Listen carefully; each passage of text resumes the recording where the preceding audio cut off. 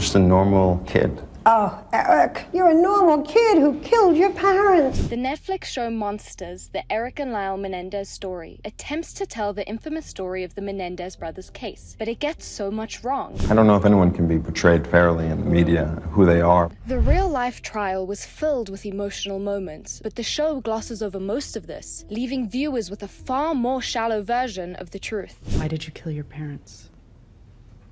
Because we were afraid. Why did you kill your parents? Because we were afraid. In the show, Lyle is depicted as losing his hair at 20, but in reality it started at 14, a detail that isn't just cosmetic, it shows the psychological pressure he was under as a kid. How old were you when you started noticing that you were losing some hair? I think 14. Another clear sign of abuse that the show ignored is how Lyle still played with stuffed animals and wet the bed as a teenager. Or punish me about the bedwetting. Sometimes she would rub my face in the sheets. She refused to change the sheets. She'd abuse my stuffed animals. I remember one time she just threw them all out the window. The real-life case also had Dr. Ann Burgess, a renowned forensic psychologist, interview Erik. You could see how hard it was for him to get it out.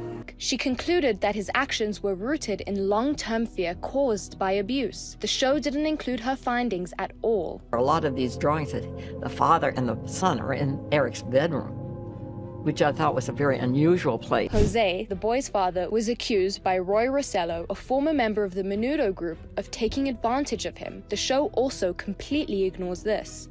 Yo no podía reaccionar porque eso me estaba tomando cuenta de mi cuerpo. Me drogaron. The show paints Jose in a far too sympathetic light, despite being vilified by almost everyone who knew him in real life. I would trade my entire defense for a 30-second video of my father. The show also twists Lyle's trial testimony. It's just my story.